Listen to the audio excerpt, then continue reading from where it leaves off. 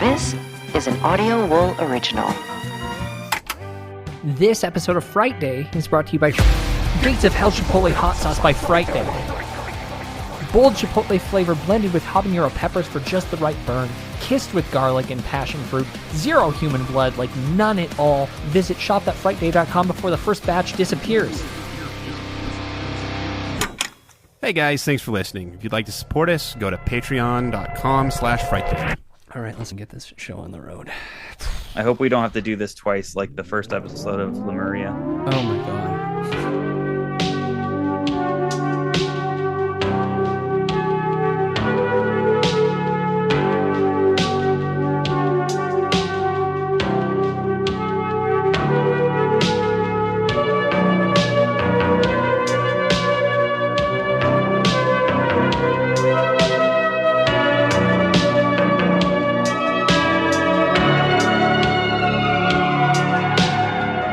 Frightday. I'm your host, Byron. For some folks, the holiday season is a time to relax, to get cozy and drink cocoa with family. But others want to get fucked up and fuck while listening to loud music. To each their own, of course, but some don't see it that way. In this case, a robotic fella whose programming has abandoned the naughty or nice list concept entirely. We'll talk about that tonight as we review Joe Begos' Christmas, Bloody Christmas. I'm joined tonight by Jacob. Hello, hello. And Kelly can't make it because she's upset that Soundgarden's singer cut his hair. And then they made a bad album. Exactly. Not since April of 2018 has Kelly been missing in an episode recording. That episode was our review of A Quiet Place because she doesn't like children in danger. This time around, her absence is due to her being in France and disliking the works of Joe Begos.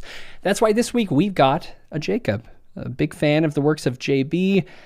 Jacob, thanks for stepping in. Always glad to be here. It's an honor. This time, can you please keep the takes less hot? Because I don't know if you're aware, after the last time we lost a patron who specifically called you an edgelord. I want 2 people to unsubscribe after this episode. You're going to have to get some replacements, or some folks are going to have to step up because we can't keep doing that.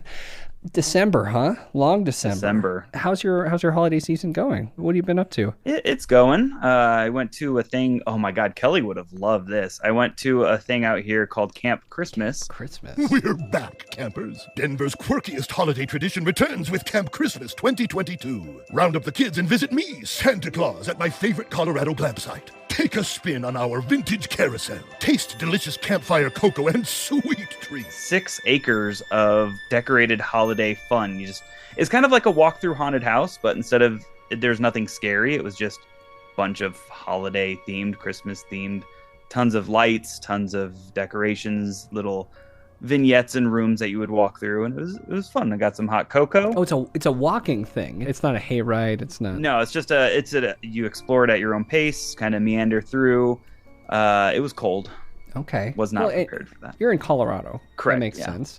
Wow. Okay. I guess I need to do something because I have not celebrated a single bit. No lights strung in front of my house. There is snow, but that's not my doing. Got Byron Scrooge over here. I mean, there's some recordings coming out that I'm not proud of. I was being a bit of a Scrooge, and I'm trying to get in the spirit, and that's why I'm excited to talk about this little Christmas horror film tonight. Not a very common subgenre. We'll kind of discover as we walk through this Joe Begos flick later if there's room for more holiday horror in the future. It's on the shoulders of Joe Begos. It's such a niche thing. Like, who's watching a Christmas horror movie outside of the month of December? You can watch a Halloween themed movie at any time of the year, but like watching something Christmas themed in like April just feels wrong. I would never do that. You're not putting in a disc with Krampus on it in the middle of any other season. I think we just figured it out.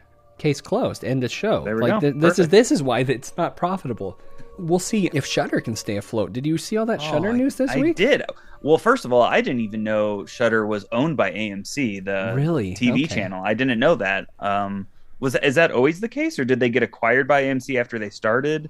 It was very early on. Yeah, I know that they were always at least backed by AMC, but yeah, the network laid off a ton of folks right before the holidays. Not great. That would be a major bummer if something happened to Shudder, because they're the ones pretty much single-handedly picking up all of these films from festivals and giving them a platform when otherwise they would probably just never be seen. They, at this point, have, I think, taken the role that IFC Midnight had for the longest time in terms of like VOD horror. Yep. They've stepped in and became their own internalized distribution, the same way Netflix is its own ecosystem. Shudder has done the same thing. And for the longest time, I didn't think Shudder was ever going to be successful. I didn't think that Shudder originals were going to find the quality, because I think 2 years ago, another Christmas horror film was Anything for Jackson. Did you see that? That I did not. Not good. That was a Shudder original, and I was like, we just have Joe Bob and then an occasional classic horror film that I haven't seen, like Let's Scare Jessica to Death or something like that from the 70s.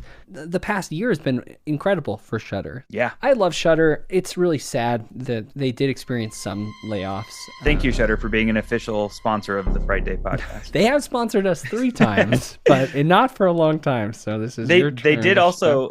So out of Telluride, they picked up, Christmas Bloody Christmas, and then they also had picked up A Wounded Fawn, which was amazing. That was one of my favorites out of Telluride this year, and they got that as well. And that's already playing, I'm pretty sure. That might be our... it is out on Shudder now, but that might be our New Year's film, because... It's a good one. Kelly also doesn't like Travis Stevens, at least the directorial works of Travis Stevens. Are you just going to reconfigure this podcast just to make it nothing but newsies so she's happy? That would brighten her day on a regular basis. However, I think our dynamic comes from me, I guess, the bullying part of our relationship. So if we start leaning into her interest too much, I don't think folks will be... you lost it. They won't be eating that up at all. I guess I'm in the spirit. I think this film did it, and we'll get into that here in a second. But before we do, I'm going to have you put on this trainee vest, because, of course, these DVD copies of Tim Allen's The Santa Claus 2 aren't going to put themselves away. It's time for staff picks. They say so much, but they never tell you if it's any good. Werewolf movie with E.T.'s mom in it? The Howling, horror, straight ahead. Oh, goodness gracious. Okay, do you want to go first? Sure, you're not going to like it, but I will. Okay, you're not going to like mine either. So I feel like it'd be a little too obvious and on the nose to just suggest another Christmas horror movie, because Sure. that's just... Silent Night, Deadly Night. Right. Christmas Evil. Even Inside, Gremlins. Not quite horror, but we are going to be doing it for this year's Cinema Autopsy. Oh, fun. Yeah. So I am going strictly off the visuals here. I am going to suggest something else that is shot on film, something else that uses practical effects, and something else that is full of bright neon colors. And that is Dario Argento's Suspiria. You can run from Suspiria.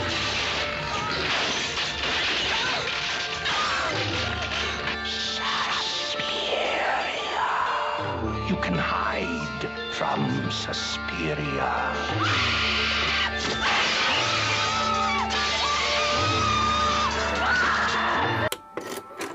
Okay, all right. Thematically, nothing alike. Conceptually, nothing alike. But, there's a little bit of a crossover between the visual style, intentional or not intentional. But it's enough that I feel like you could watch them in the same day and be like, yeah, that's cool. That's really interesting, because Joe Begos has this... It's a grittier, grimier, louder version of Argento. Yeah, this movie is almost hard on the eyes. It was like walking into a Spencer's Gift circa 2003. That is exactly it. We just, I guess another episode that is pre-recorded, don't know when this is going to come out, in what order, but I was just looking at images of Suspiria from 1977. It just reminded me of just how cool it was that Jessica Harper, who plays Susie in Suspiria, was in Bones and All. Oh, loved it. Absolutely loved it. Yeah, well, I'm not going to spoil my thoughts. We talked a lot about it, but I respect your staff pick, and really actually need to rewatch Suspiria. Is it Luca Guadagnino? Is that his name? Yep. The remake wasn't good. I was angry. I was so angry with it. It was its own thing. I respect it not being a direct one-to-one remake, but there are certain things that just rub me too wrong. Yeah. I couldn't come back from that. Speaking of rubbing wrong, Ooh. I couldn't think of a film. Oh. So I had AI write one for me. What is it? Chat GPT I decided to see what they could come up with for a horror film involving Santa Claus, and they gave me this. As Christmas approaches, the residents of Frostville are getting ready to celebrate the holiday season. However, their joy is quickly dampened when a series of brutal murders occur, all committed by someone dressed in a Santa Claus costume. The killer strikes without warning, leaving a trail of terror in their wake. A group of friends who have been spending the holiday season together decide to take matters into their own hands and try to uncover the identity of the killer. They begin by investigating the murders, collecting clues, and speaking with witnesses. Typical investigation. As they dig deeper, they realize that the killer has a personal grudge against the town, which, of course, again, that was Frostville, and is using the Santa costume as a disguise to carry out their revenge. The friends must race against time to stop the killer before they can claim any more victims, but the killer is clever and always one step ahead, making it difficult for the friends to track them down. They must use all of their wits and resources to stay alive and outsmart the killer Santa. As the night wears on, the friends are faced with terrifying challenges and life-threatening situations. Can they survive the night and save Frostville from the wrath of the killer Santa? Or will they become the next victims of this ruthless killer? Pretty interesting. That is a very long not bad. AI. I said, can you expand on this concept? And it didn't do too much. It's pretty much just a late 90s, early 2000s ensemble cast horror film. But yeah, they did okay. And then I asked... I'd watch it. I would tune in. I don't think we've seen Frostville, you know? I had them come up with a couple potential titles for this film as well. A Killer Claus is the first thing they spit out. I was like, that's fine. The Santa Maker. I don't hate that. A little bit more on the nose. The Sleigh Ride. The Christmas Butcher. I like the Naughty List. I think that's kind of fun. The Yuletide Killer, another option. Or the Claws of Death. I don't know. If you're at home, why don't you pick your favorite out of those? Let me know what you think at Frightday on Twitter and Instagram. I'm leaning towards the Santa Maker because that kind of leads us to this, like, what did create the Santa? What trauma did this person experience that led them to become the Santa Claus? So, unless you have a better name for it, Jacob. I can get down with that one. Okay, good. Great. Before we lock up, of course, it's time to take a second and welcome and initiate some new members into the Frightday Society. We got a very generous guy here. Jim H. paid for the whole dang year, saved a couple bucks. Jim, welcome. We usually initiate folks by having them do a task, but maybe it's time that they send an email to Kelly to reassure the choice and the direction that the show has taken while you're on it. What do you want Jim to tell Kelly about your performance on the show this week? I want him to champion me and to be an eventual full-time replacement for Kelly. Okay, so this is a bid. This is almost a hostile takeover. Listen, I don't know how to play nice. It's not in my nature. That's fair. I'm a pushover too, so you're not going to get anything back from me. Chris C. And I'm assuming that's Chris Cornell. Chris Christmas. Okay, Chris Kringle. Great. Well, I think that's a K, right? This gentleman paid a little bit more to show their support, and they are now part of the inner circle. And I'm going to assign them a similar task. You got to be nice about me as well. Be very kind because, yeah, Kelly's out of town. I don't know if she's worried, but I would really like her to be frustrated that she missed a recording. And tell her the movie's really good too, so we can trick her into watching a Joe Begos film. See, I thought the whole reason she wasn't going to do this was because it's time to talk about Is that getting It's time. Now, it might have been that could have been and we'll talk about it in just a second as we review Joe Begos' Christmas, Bloody Christmas.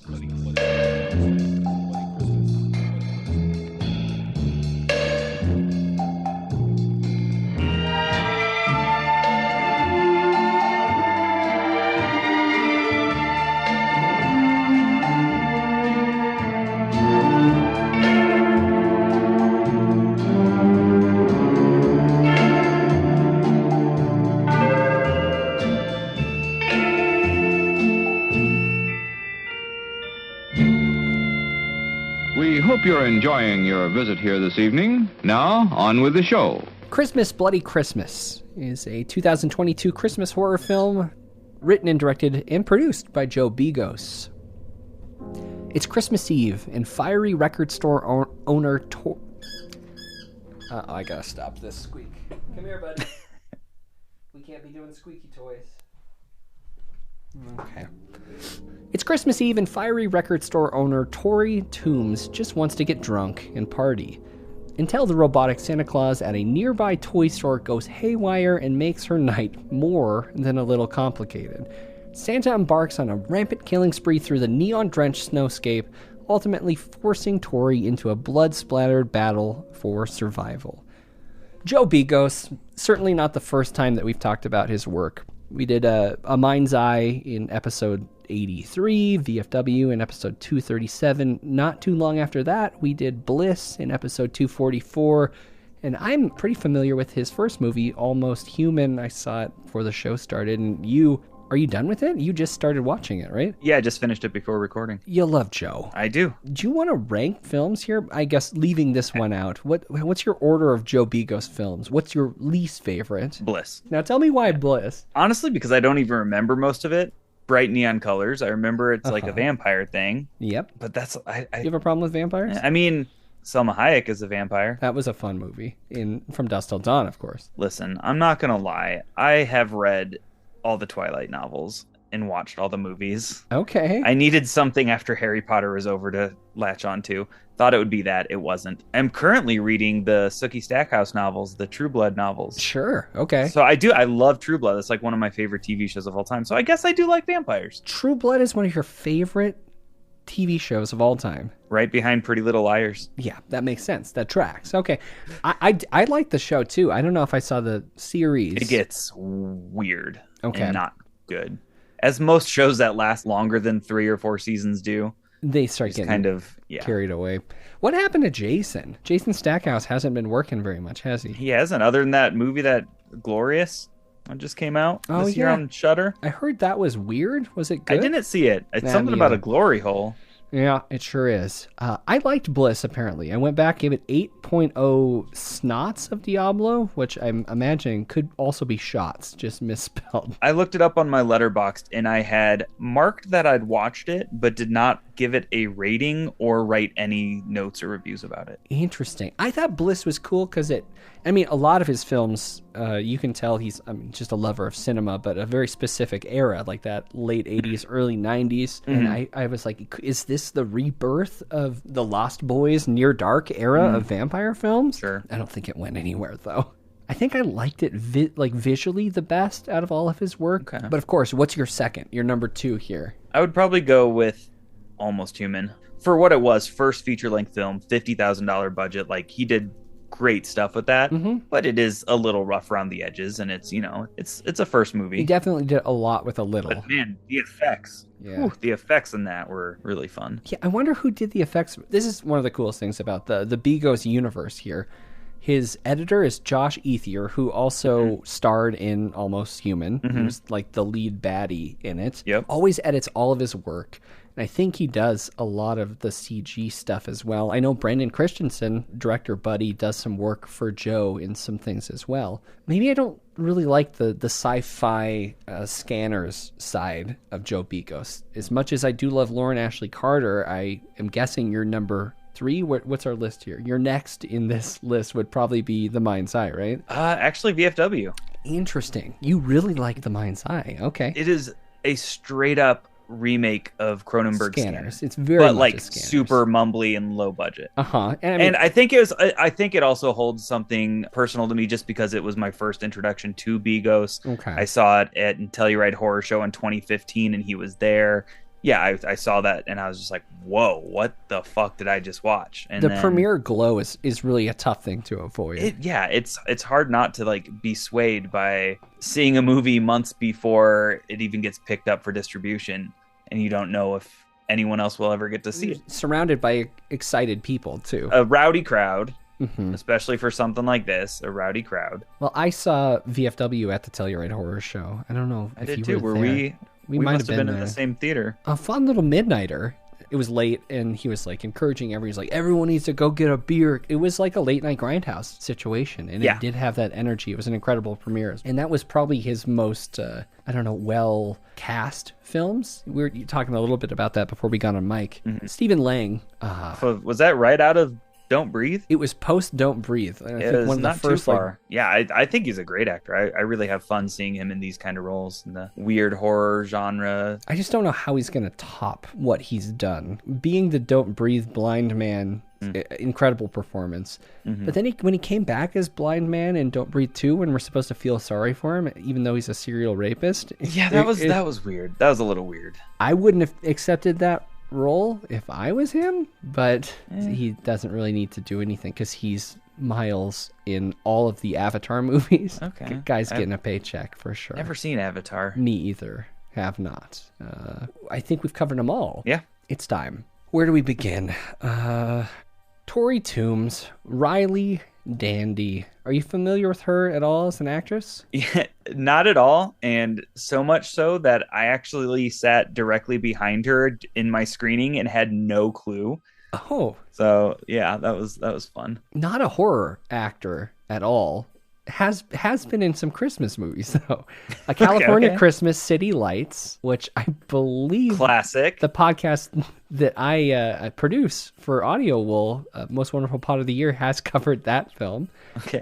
And this year, she was in A Hollywood Christmas. Are these like Netflix originals? They are probably Hallmark, those kinds of things, for sure. So this is slightly in her wheelhouse, but a little bit different. Oh, here's another one. She was in A Kiss on Candy Cane Lane. Man, she really likes Christmas. Very into Christmas. Okay. It's cool to cast her in this. Like, yeah. One of the concerns, when you're working with Joe Begos, such a genre guy, casting potentially a normie is an interesting decision, especially one that is acting within a subculture. Like, she's a record store owner, but she's this brash, loud, says fuck every other word type. That was a little annoying. I'm going to be honest. That was... that is a common criticism I have been reading online and everything talking about this film. I did not notice it whatsoever the first time I watched this movie. And then when I rewatched it a couple days ago, knowing that, like having that in the back of my mind, that's something people are talking about, I kind of paid more attention to it. Yeah. And I was like, oh yeah, that they are saying fuck a lot. Everything was fucking this and shit. But I think, and some people talk like that. I do talk like that. So I think that's why to me it didn't stand out, because it just sounds like my group of friends talking to one another. Well, and you think about it, like there's a scene where Joe Begos actually acts in this as well, and he comes out and talks exactly like that, and it's like, well, that makes sense. The guy who wrote the script just came out and spilled the beans that he's writing himself. I think that's pretty much most of what he does. Yeah. This kind of reminds me of what Jeremy Saulnier did with Green Room. They're involved in this kind of music scene, and this is their own personal interest, so they make a movie featuring that. They write what they know, and what they know is themselves. But I think that the difference between Green Room and this is like the Green Room cast completely immersed themselves in that. Like Alia Shawkat and Anton Yelchin, they did the work. I would have believed they were in a band together for sure. 100%. I'm not going to say that Riley and Sam didn't do the work, because I do think they had some pretty incredible chemistry, and what seems to be quite a bit of improv. They've got the beats, of course. The way the dialogue happens in this film, there's no way it could have been like straight up scripted. Yeah, and that's one thing I really took to and appreciated is the dialogue, because it just felt so natural. It didn't feel like they were reading lines for a movie. It just felt like they were conversing with one another, and that it seemed like they had been friends for a long time. Which was actually really funny. During the Q&A for this movie, someone asked her, like, hey, you and Sam on screen look like you had amazing chemistry. Like, do you guys know each other outside of the movie? Like, how long did you get to rehearse? Blah, blah, blah. Riley said, oh, that's actually my husband. And then everyone in the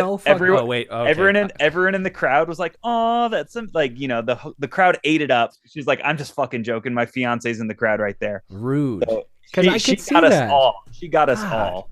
I think Sam did an incredible job as well. Absolutely. I do have a complaint about that chemistry and just how it felt like it was cranked up to 11 for about 36 minutes, but maybe we'll get there after 36 minutes. The sexual tension felt a little fabricated. I mean, kind of like... I feel like if two people were that it would have already happened at that point, I feel. 100%. And they were at this "you're a fucking idiot" like level of like childish flirtation for so long. And she mentioned something how he's been working for her for like 2 years, and it's like there's no way that kind of relationship is sustainable for multiple years. But that's where I give the excuse of this is supposed to be one of those films where you suspend a little bit of disbelief. And absolutely. It's not supposed to be a well-written, logical love story, of course. So they're going to say, like, what do you go jerk off before you hang out with me? Like, a million times they're talking about how each other jerks off and fucks. And there's lots of flicking of beans talking. That did drive me a little crazy. But I guess we should introduce some other characters here because,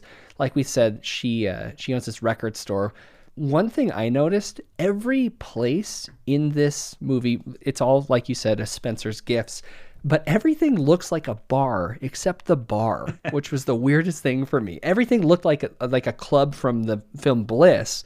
Like the record store is splattered with paint. It's got people just like hanging out everywhere. It's like this very easily could have been a bar. And then you look closer, you squint, and there's like records on the wall. There's records, there's Blu-rays, there's VHS copies. It's kind of like a physical media store. Which I gotta say, as someone who collects records a lot, the way the records were organized in that store, it drove me crazy. She walks over and picks something off the shelf to give to her friend to buy. Played by Jonah Ray, by the way. Yeah, Jay. There's no rhyme or reason to the organization. You're not looking at the front of the covers. You're looking at the spines. No one's going to go shopping at a record store and just stare at the tiny little print on the spine of an album to try to find it. You're not flipping through. You're not doing the like the fan through technique, the vertically. They had them in shelves as if it was like a personal collection as opposed to a store trying to display them. That's another thing where I give like whatever, it doesn't matter points because it felt like it wasn't. And a lot of his films do this. It's like this is so close to reality, but it's not quite. This is its own universe, technically. Like it doesn't exist within like reality, even though they mentioned something about Tinder or something. That's like the only modern reference really in this film. Other than that, it could be anywhere between, I don't know, 1985 to 2000 something. Right. And absolutely. Yeah, the cars they drive. Totally. There's no real cell phone usage. Yeah. So they decide to close after even more sexual tension regarding this potential Tinder date that she was going to go on with a whisper singer, some corny, they called him a 30 Seconds to Mars type musician. Oh man, what was the nickname they gave him? I don't remember. Oh, it was so good. Was his name Ed or Edward or something like that? Something like that. Oh man. They're saying he was living in his parents' basement and that's why he was whisper singing. 4 kids. Oh, I think 4 kids. May have said 5 as well. Robbie Reynolds, who's one of Tori's employees, the one that's having all this sexually charged conversation, convinces Tori to blow off this Tinder date and spend Christmas Eve with him, where they're going to continue drinking because they've been drinking at work. I mean, at that point, the second that they said that, I was like, they know what they're doing. Why are we goofing around like this? They're supposed to be these 2 people who are like pretty forward and sexually liberated type folks. Like, why are we playing this children's game where they're like not gonna hook up? Whatever. I'm over it. The will they, won't they thing doesn't exist. Everyone knows it's a they will. Usually someone likes someone more than the other person, and they have to kind of like obscure it. Eventually it comes out. This was not the case, but I feel like the only thing that gave any pause was that there was a employer-employee relationship, and that was like the only aspect that caused any reservation whatsoever. She didn't run a tight ship, though. I mean, drinking on the job. I don't know how they made any money in that place. I don't know how any of them were stood up by the end of the movie. They were drinking nonstop. I mean, yeah. I guess it's because I'm very inexperienced with alcohol, but that just seemed like a lot to me. It seemed like a night that they were having. But when they leave the record store and lock up, that scene where they're walking in the snow and talking, that was the most, and Joe would kick my fucking ass if he heard me say this, that is the most mumblecore scene I've seen in years. Forward and back reverse shots of them walking in the snow and talking. The way that was filmed was great. As soon as we got out of the record store, which was like super dimly lit, and since this was shot on 16 millimeter, it's very hard to get enough lighting for the film. Now you see the grain. Yeah, it was so gritty inside the record store. As soon as they switched to outside, the picture got like 10 times more clear. And it just looked amazing. I know I've already complained about the lighting. Like some of the cool lighting that they do have, like the flickering lights that are reacting with the film, like it looks really cool. What happens here, though, is they stop in at this toy store where Jonah Ray and his partner, played by Dora Madison, is that Lana? Mm-hmm. They own a toy store, which also looks like a bar. They decided to continue. That's not the FOA Schwartz I grew up going to. No, I mean, maybe it's a Spencer's. I don't know, but it's more like a dispensary. I don't understand what's going on here. Yeah, they decide to pop in real quick and share a bottle of whatever they're drinking for the holidays. Say hi, and Ray gives his partner the record that Tori helped him pick out. Yeah, she enjoyed it. It was great. I guess they just pop in and then leave because they're going to have sex in the toy store, which is apparently something that they do often. I don't know. You got to eat ass in the toy store. That's just a thing you got to do. Ooh, nothing gets Robot Santa more angry than when people are eating ass, okay? I mean, is there a better slasher trope than, people having sex get killed? In this case, it was very specific. It was a trigger that really did. You know what? We actually might have to rewind to the very beginning here, where the whole thing opened up with a bunch of commercials in this world. It was pretty. It was unique. Very tongue-in-cheek, making fun of infomercials and just like ridiculous products and things happening. But very Santa-specific. This world takes this very seriously. This might just be the North Pole. Do we ever get an actual location? No, I think we're probably in the North Pole. That makes a lot of sense. Pole. But one of the things that they're advertising is this Santa, which I believe that is it Robot Santa Plus or something like that? Yes, that is exactly what it is. I guess it was like a Department of Defense advertisement as well. I didn't think it was technology used by the Department of Defense and then retrofitted to make a children's Santa. But how are you supposed to determine that from this little snippet of a commercial at the opening of the film? There's like a news story later on that's on the TV that kind of fills you in a little more. That was my second biggest gripe, was like, what the fuck is this Santa? A full-size Santa Claus in a toy store that comes to life when Jonah Ray's eating ass? Okay, the best thing about that, Almost Human, $50,000. I think The Mind's Eye was something similar. Oh, yeah. He got $1 million to make this movie. No way. And out of that $1 million, he spent $300,000 on that robot alone. Oh my God. That was a fully functional Santa robot in this movie. At the end of it, like when things turn a little bit T2. Mm-hmm. And he spent a third of his budget just on that robot. All right, well. Okay.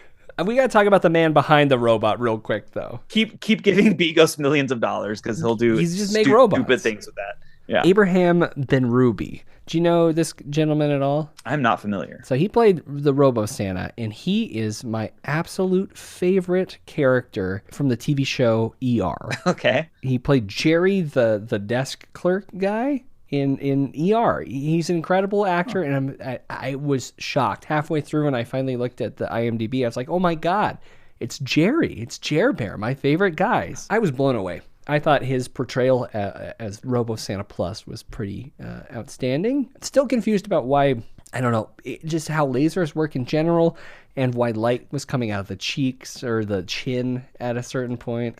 He's a robot. We'll get into it. I realize now that I didn't finish a thought about the Begos universe. Josh is an editor and he's acted in this. And then from the beginning, Graham Skipper, who I believe has started directing in his own right as well, early muse for Joe Begos. He's been in every film that he's done. He's also in this.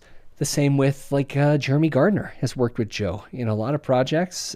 It's cool. Oh, and Matt Mercer. I didn't even notice that. Matt Mercer's in this as well. So this little tight-knit crew of indie horror folks are still working together. And it kind of reminds me of the early days of the mumble horror stuff when it was like Ty West and Adam Wingard and Joe Swanberg. So it's just cool that these guys can hang together and continue working. I know the actor who played the bartender, the big burly guy with the beard. Yeah, that's Josh. He's the editor as well. Yeah, he did edit. He was also there for the Q&A and the in-person screening, and that was their best buds. It's I think it's great. I think it's great that he keeps such a tight, small cast and crew, and they're all wearing multiple hats throughout the process. Yeah, I think it was something like Josh and Joe went to school together, or at least that was their first film, Almost Human. Mm-hmm. They worked on together. I like that. I think that's really cool when dudes hang out with each other.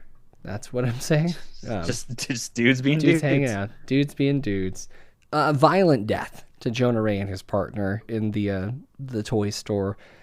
This was kind of a fun thing. You see some POV filming, which makes sense because it's Robo Santa. They don't really stick to that as a concept throughout. It comes and goes. I was very worried, actually, that it was going to be that the whole time. Mm-hmm. And man, I'm glad it didn't remain that way. I thought it was really cool and effective for the first kill, but man, I was like, oh my God, if this is the whole movie, I don't know what I'm going to do. You're a found footage guy, though, right? Like, you just thought it was... a found footage guy. Maybe it's just in this, I felt like the perspective was kind of limiting, the way they shot it. Yeah, and just... Because even that first Jonah Ray kill, when he splits him in half with an axe, it wasn't... Well, and I thought it was really cool when he went to go grab the axe, and you could see the Santa reflection in the case where the fire axe was inside of. Yeah, I was like, okay, that's neat. I like that. I completely agree. But yeah, if every kill was from that perspective, I think that would have been a miss. That would have been a waste. Yeah, sure. You just can't do enough with that vantage point and that angle of view. Just there are some kills that definitely worked better not having that. Our, for lack of a better term, couple shows up at this bar, which I got at least looking like a bar. It's a bar. It's got a bar back, but for some reason, everything else looked like more of a bar. But they show up and have a conversation with Josh's character, and the sheriff shows up, which is Jeff Daniel Phillips, who you would know from a lot of stuff with Robert Zombie. So it's always good to see him pop up and kind of branch out. Most recently, he was Herman in the Munsters film for Netflix, which I have not seen yet. I've never even watched the original series, so I have no connection to it whatsoever.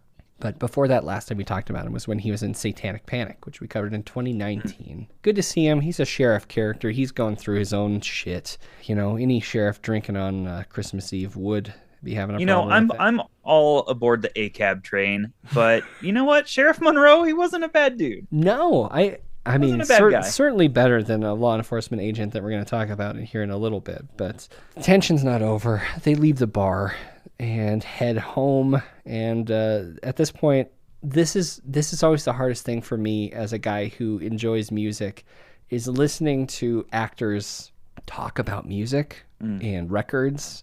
It always just feels kind of cringy. The only interesting thing that I liked, what were they talking about? They were talking about how metal bands, when they cut their hair, they release bad albums. And of course, they're talking about fucking Metallica and Soundgarden. And I'm like, right. Who's this for? Are you trying to relate with the audience? They had a lot of Lemmy worship in this, whether it's them specifically mentioning it or it being written on a wall somewhere, which, you know, not my scene, but I appreciate it again. But was this like an honest thing, or like was this like a pacifier? You have an opportunity to be extremely obscure with your interests as a writer. True. And at this point, we have no reason to really directly relate with these characters anyway. They're already being like kind of their own thing. So why not talk about something that no one really knows about instead of talking about Load by Metallica? Right, which, like, what was it? Is some horror movie earlier this year I saw in the background there was a Link 80 record, which is a very obscure 90s ska band. I'm like, how the hell is that in this movie? Like, that makes no sense. Turns out the director was in that band. So part of Radio Silence, I know some of the directors. Exactly. Yeah. So he actually did music videos for a lot of bands on, oh my gosh, work with Asian Man Records. That's actually how he got his start as a director, was directing music videos for people like Alkaline Trio and all those other early bands. So that made sense, which is like, that's a treat for people who actually care about music, you know? But that was on like a bigger production movie. To sneak something in that obscure on such a large project, where then you get such a small scale project with this, and they're talking about, you know, a band that literally everyone and their mom has heard of. Yeah. It's like, that's cool, but is that really what these characters are going to be listening to? Like, if you own if you like music so much that you own a record store, is Metallica going to be what you regularly listen to? It doesn't make sense. It could, but it could be. What was the movie that Tyler McIntyre did? I'm trying to remember. It was either this year or the year. Oh, was it just the Scream? It was Scream. It was Scream. Yeah. Yeah. Duh. Okay. Yeah. That makes sense. So that movie, like, being in a decades old franchise in throwing in something that random that, like, when I saw it, I got so excited, but I'm sure no one else in my theater had any idea it was even there. Like, that's a 2%. That's fun. That's like, super fun. Yeah. That just kind of rubbed me the wrong way because I know that Joe has some intense interest in metal and punk music, like pretty apparent. So right. For him to kind of throw that punch so softly, it rubbed me the wrong way. But also, this is just a vehicle for them to get comfortable and eventually start making out and then having some pretty intense cunnilingus action. I think never mind, that's a spoiler. Do you spin a lot? I find myself like I'm more of a Spotify guy. Okay, see, I have a collection of records and I buy them because like I like knowing I have something. It's not like I'm not a prepper. I like to support. It's I like to support the artist. I like being able to, if it's an album that I really, really like, I like just having a physical representation of that. It's similar to, I have a Blu-ray collection as well. I hardly ever put a disc in my PlayStation or my Blu-ray player if that movie's already available on streaming, Netflix or Shudder or something. Like, I just like to own something that I like and to know it's there if I ever need to use it. Yeah, that's the thing. Most of the time, like, driving to work, listening to Spotify. Sitting at my desk at work, listening to Spotify. When I'm home, I'm not listening to music. Like, if I'm home, I'm watching a TV show or a movie. Yeah. Music's for everything else. It's a transitional or time passing kind of thing. But like, I wonder how many people are like this. It's like physical media prepping, basically. Like if the world ended, I want to know that I have like a vinyl record of something that. Well, when Disney yanks the fucking digital copies out of your library and you can no longer watch something that you bought digitally, it's like, hey, dude, I got the disc right over here. Like, I can plop it in. Like, oh, the internet completely cuts out and is down. That's fine. I can still watch my movies and listen to my music. There's just a confidence that you can get in. You care about something, so you have it. And that's something that I don't know how many people next generations are going to experience. Oh, yeah. I know every 4th of July, there's a film by this director, Derek Munger, and I think we covered it for the show. The film is called You Were Not Alone. It's a POV. Yes. Do you remember that? That was shot in a small town in Illinois. Yeah, I think you're absolutely right. I remember that. Yeah, I definitely remember that movie. Can't find it anywhere. Doesn't exist. And I will likely never see that. Even though, I mean, Derek, if you're listening, I know he follows me on Instagram and watches my stories. So maybe I should just reach out to Derek and be like, send me the fucking file because I want this film. But it's hard because with horror VOD the way it is now, if things don't blow up for a film, there may not ever be a physical version of that. And then 4 years after that, it might be unavailable anywhere for streaming. While they're making love, something bad's going on next door. Pretty fun little home invasion sequence involving our Santa robot, which great opportunity to ask, what the fuck is the intention of this robot? Oh, just kill anything that but why? Moving. Why? Because he's his firmware from being a Department of Defense thing. Yeah, some sort of weapon. It's reverted. He's no longer in Christmas mode. He's in like, I'm at war. Let's kill the bad guys. But what caused that? Did anything cause that? The ass eating. The ass eating. I think it's the ass eating. Maybe that's the trigger. Yeah. I could have used a little bit more explanation. I love mindless killing, of course, but there was no switch that flipped. Really, like there was no change. There was no explained reason for why this Santa Claus robot was even in the toy store, if it was for sale or just a prop. I'm sure it was just a prop. No one's buying a... Well, it said they were recalled. When was that said? In the conversation between the four? I have that memory in my mind. So okay, so it may or may not have happened. It may or may not have happened in the movie itself. So this is the problem with the way I do my part of this show is I will be watching a movie and writing notes on my phone at the same time. Right. So oftentimes I miss entire plot points. Sure. So that this could save my opinion of this film entirely to just know that there's a recall. I want to say it was before it wakes up and starts doing the killing. I want to say, or maybe it was. Oh God. No. When they go to the bar, there's a news report on the TV, and she looks at the bartender and she's like, can you shut that shit off? It's depressing. And then he turns it off. Okay. But it was in that moment where there's a news person saying like, blah, blah, blah, Santa Plus, whatever the fuck it's called, Robo Santa Plus has a recall, which to these ass-eating store owners, they don't care about recalls and they don't get rid of it. So that makes sense. So that just saves it. And that's great filmmaking. Maybe I fucking don't know how to watch films, folks. Well, that's good to know. I do like that as a concept. I like the subtlety of that as well, because it kind of reminds me of maybe setups for early Stephen King stuff, like stuff that would be in the background of Maximum Overdrive as well. But they laid it out with a title card. You know, they like have all the text that explains the whole plot in that film. But nachos are burning, and next door, a family is being brutally murdered. And this was a beautiful display of practical effects, which this entire film is. Not a dang touch of CG in this. Not assisted one bit. Shot on film.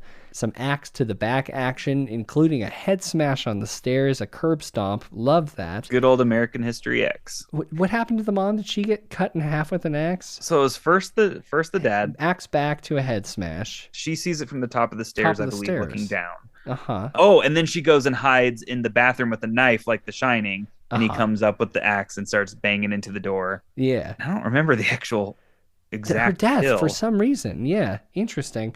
When he's done with that, downstairs, a young boy has woken up and is looking for his mother, sees Santa Claus, and is very excited. He got some presents. And a lesser film would have let this boy go. However, it's time for Dead Giveaways.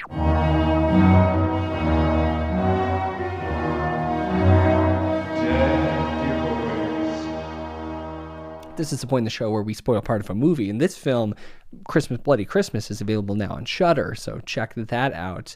Tread with caution, because from here on out, we're going to be talking a little bit about spoilers. But Santa kills a fucking kid. I loved this sequence. Incredible. It plays on the frustration that parents or anyone can have when they give someone a present and they're totally ungrateful for it. Sure. Because this kid opens a box, pulls out a t-shirt, and goes, clothes. And it's just, and then he gets fucking killed. And it's like, it's perfect because, you know, kids aren't excited to receive clothing or socks or, you know, whatever, but they're practical items. I mean, I love socks now. Oh, I'm all My mom gives me sock socks every year for Christmas. Love the best gift. Oh, it's the Can best. never go wrong. But wear them every day. Of course. But yeah, so this kid's just totally an ungrateful little shit after his parents just got killed, unbeknownst to him. But Robo Santa's not going to have any of it. There's no naughty or nice list, though. He's just going for whoever. He kills the kid, and it is quick. It's not like a terribly on-screen kill. Yeah, and it's played with, I don't want to say for laughs, but there is a lighthearted tone to the death. Like, sure, because he looks up at Santa, and it just, the way it's filmed, you can tell it's like not to be taken serious. 100%. I don't think at this point you could take this film terribly serious. No, yeah, no. It's also, I mean, when you're killing a kid, you got to kind of tread lightly, and I think it was done responsibly. It was fun. Yeah. You're not trying to upset people, of course. And yeah, this isn't Lucifer Valentine. No, it's not an LV film, which we should do one of those one of these days. This good. is another great idea if we could get Kelly off the show for a second. You and I talk Lucifer Valentine. Oh man. Oh, as a behind the screams. We'll do that as a Patreon bonus. You and me talk LV. Ooh, okay. I think this next sequence might have been continuing with the like absurdity. Santa enters the home of Tori and Robbie, who Tori is with her sister and her sister's husband, I believe. Were they married or just together? I don't know if that was ever explicitly said. I think they were married. I think they were married. And the husband's played by Graham Skipper, of course. Mike. Wonderful. Liddy is played by Kansas Bowling. Do you know anything about that person? I do not. I found this really interesting. So, Kansas Bowling, first of all, bizarre name. Love it. Wrote and directed her first film, and this film's called B.C. Butcher, when she was 17, and it was shot on 16 millimeter. It's the world's first prehistoric slasher film. All right. And then 2 years later, when she was 19, Troma put it out. Like she's been part of the scene kind of in the back or in a different part of it for a long time, which is pretty cool, like very independent. But I've never seen her before, so this was great, and we don't see much of her. She was in Once Upon a Time in Hollywood. Okay, Probably just one of the crew of those the young girls at the cult camp. Yeah, the Manson family there. Yeah, the little boy's body comes through the window. That's how Santa enters the home. Is he throws a body of a boy through the window or the door? True. It's glass either way. it's the window. He walks by it like 3 times. Yeah. And then, unbelievable scene. Yeah. I absolutely love that. Chaos erupts, death, destruction, carnage. Graham Skipper just will not shut up. He just will not. They tell him to stop talking so loud. He does not get it. He is just woken up from a slumber, has no clue what's going on, and ultimately is why him and his wife die. Yes, he is the cause of their death. Ugh. Tori escapes the house with Robbie, and they get in. I don't know why she's calling his car a piece of shit. I love those Wagoneers so much. That's such a cool dream car. car. Dream car. If I could get like a mint 80s or early 90s Wagoneer. It was the chicken coop, I think is what she called it. She did, because it was full of trash. Well, and I have no room to talk. Oh, you've got a messy rig, huh? Oh, I've got a... Yeah, my car cannot fit another human in it. Great. Fantastic. I just have a lot of clothes. I like to have a wardrobe change on the fly in any scenario. Well, that's fair. And I mean, I bet you got hockey gear in there too, right? I do have a hockey stick in my backseat That makes right sense. Yeah, they start trying to get out of there, and they do one of those panic backups and crash a car into Joe Begos' character's car, just a neighborhood guy. He shouldn't have been parking there. Well, they already said that's not where he should be parking. And they told him to turn around when Santa was coming, but unfortunately that warning wasn't heard. And Joe Begos, of course, is going to get a killer kill. Like, if you're the director of the film, he said in the Q&A, they asked what kill is your favorite. And he said mine, of course. I did it that way on purpose. Yeah, they split his head in half, and he falls forward, and it like flops, and it was great. Wonderful kill. Looks amazing. Officer Davies shows up at this point, and his fate is similar to that of Joe Begos' character. They hop in. Well, not they. Unfortunately, this is a pretty significant spoiler. Robbie, at this point, the halfway point of the film, one of our co-heroes here loses his life pretty quick and violently. There are 3 deaths in that driveway that happen in quick succession. And 2 in the house, too. This is like wild. The only reason the cop died is because he is the first person in this entire movie to be like, what the a robot? Like, he just refused to believe what they were saying. You know, that. Well, and he tried to shoot it, of course, and that's fair. Why are we doing this? Why are we shooting this robot when it shows no signs of taking any real significant damage? It doesn't. I don't know. Doesn't get hurt. No. She runs him over. She does, and it seemed like it did. It seemed like it did, but yeah. See, she gets in the cop car, takes off, and is cut off by another cop, played by Kelly's other least favorite person in the horror community. She hates his pants. Hates his pants. I think they're fine. Jeremy Gardner plays Officer Smith. I've missed Jeremy. It's great to see him. Maybe one of his worst roles, but I think it was. I think it was on purpose. I think he had a lot of fun with it for sure. He's maybe his inner Nick Cage as a cop kind of thing. Like he's turning it up. He's hammering as well, pretty hard, but he's angry. He's like unnecessarily angry. Very angry cop. Yeah, he doesn't like. It's Tori. Christmas Eve. There's no bullshit on Christmas Eve, right? Well, and this is just kind of where. To me, it starts falling apart a little bit. Like, she's covered in blood because, I mean, everyone has died around her. But he, like, immediately considers her, like, not the perpetrator, but part of it, and, like, handcuffs her, yells at her, and then immediately assumes, like, that Officer Davies is dead, basically, from this without any confirmation. And also doesn't know anything about the situation, period. So it just felt a little bit like this scene needed more. I feel like if... in the state that we are in now in America, if a cop found a young woman driving a stolen cop car covered in blood, I feel like there's not going to be much leeway to ask any questions. And I guess we don't even need to talk about if that person wasn't a young white woman. Right, exactly. Oh, wow. Okay, that makes sense. I guess that's a good point. I didn't love the Jeremy Gardner performance here. Still all my love for you, Jeremy. They head back to the station, and that's where it's another assault on Precinct 13. Yeah. Which is great. It was fun to see, but like what VFW was. Exactly. VFW was just assault on Precinct 13.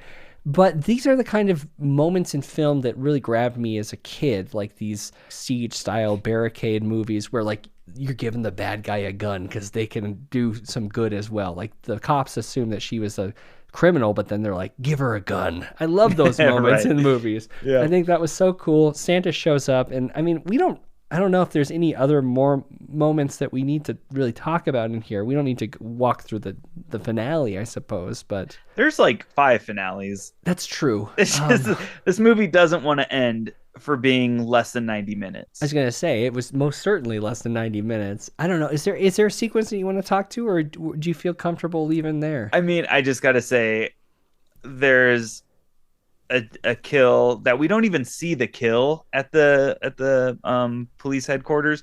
We just see a body being launched over an ambulance. That's true. And yeah.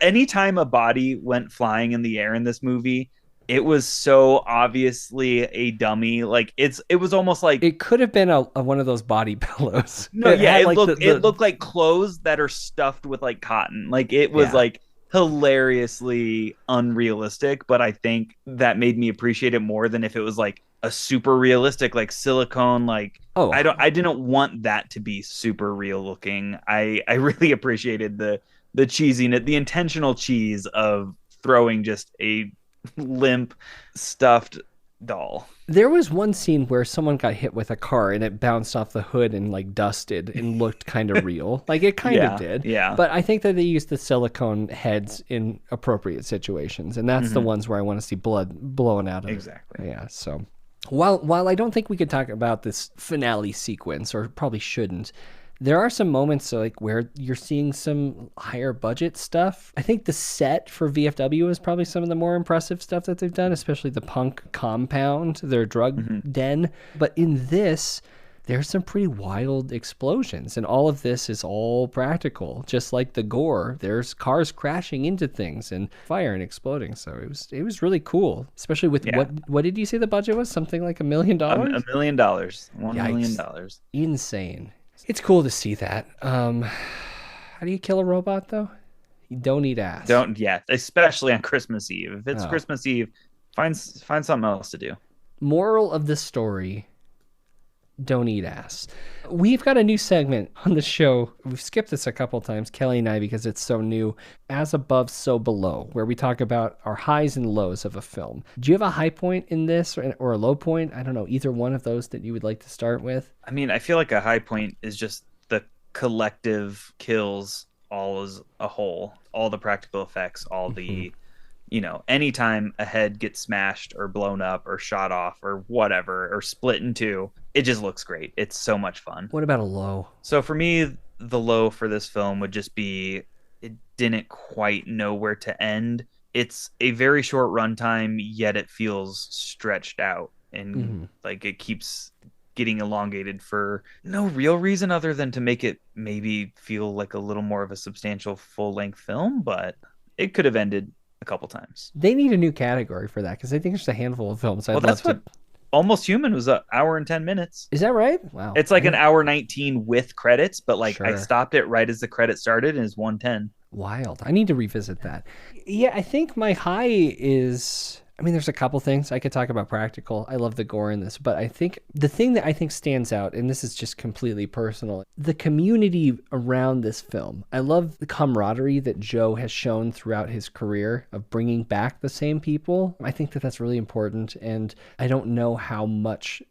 and I could be wrong. I could be out of the loop in terms of indie horror filmmaking, but I don't see that kind of stuff anymore. I love that we've kind of watched these guys grow in their career and that they've stuck together and have continued making the same kind of film in their own terms, and they're finding success in that. So I think that's my high about this film. I guess it's non-specific, but that put a smile on my face. Low, however, chemistry was there between Tori and Robbie, but it was so grating to watch them really, really want to have sex with each other for 35 minutes. Off-putting, and I think maybe the problem there is something like you're saying, is that we could have trimmed some of that fat. That could have been a 10 or 15 minute thing for character development that could have resolved a lot quicker and would have felt more realistic.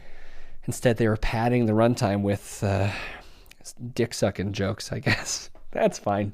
What are your final thoughts in general, though, for this? I just absolutely loved it. It checked every single box that I require in a movie, especially horror movies. It has insane kills with amazing gore and practical effects. It's shot on film.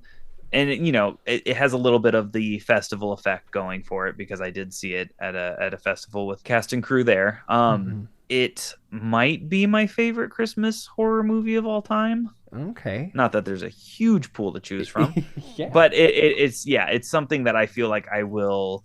I watched it in October. I watched it again a few nights ago, and I feel like it will probably be on a yearly rotation come every December. Wow. What do you rate it? 9.5 plates of burnt nachos. Wow. Okay.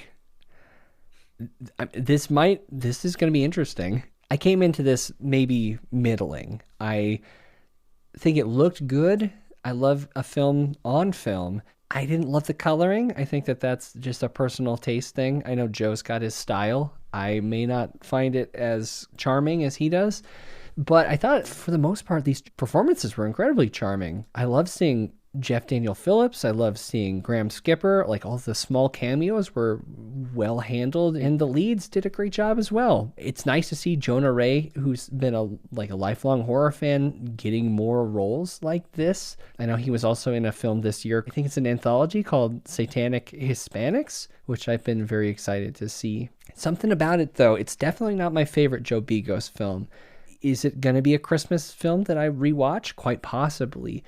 But I can't give it more than 5.6, which, interestingly enough, there was 487 fucks in this film, which is an average of 5.6 fucks per minute. I'm gonna in my mind pretend that you sat there and made a tally mark every time you heard a fuck, and you have just like a notebook full. Well, yeah, I do it for this Christian film review site that it rates films for objectionable content. So yeah, I've got to keep track of the F-bombs and all the other things. So that's our review of Christmas Bloody Christmas, which again is available now on Shudder exclusively. So check it out.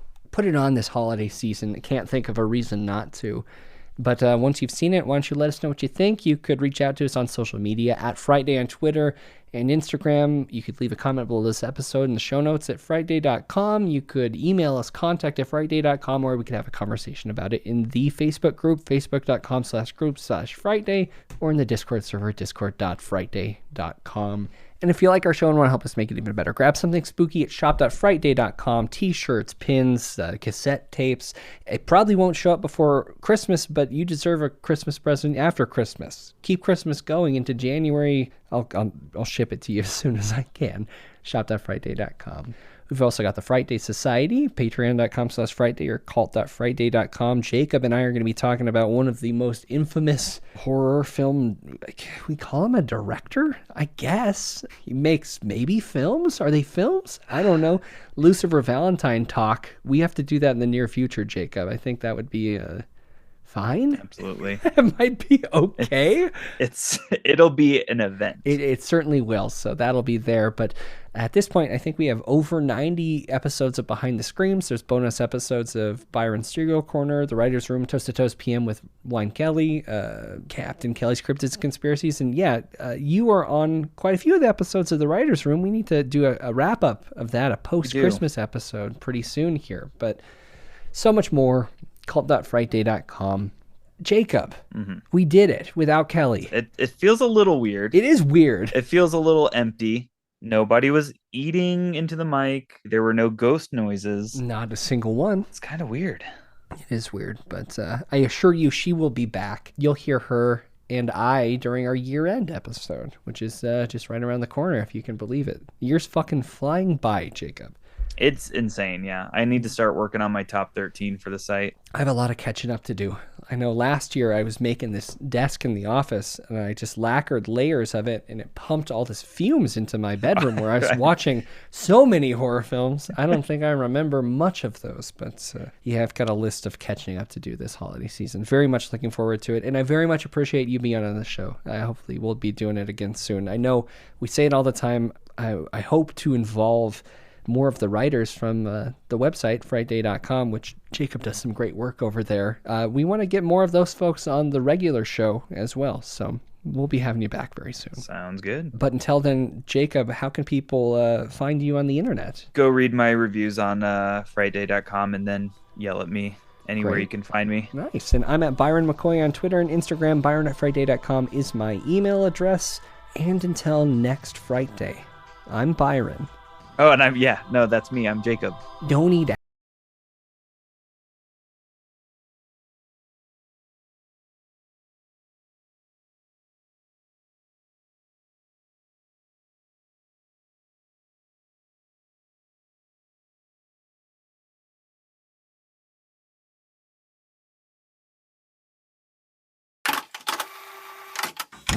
You've been listening to an Audio Wool original, produced by Byron McKoy, theme music provided by Cemeteries. For more programs like this, visit audiowool.co.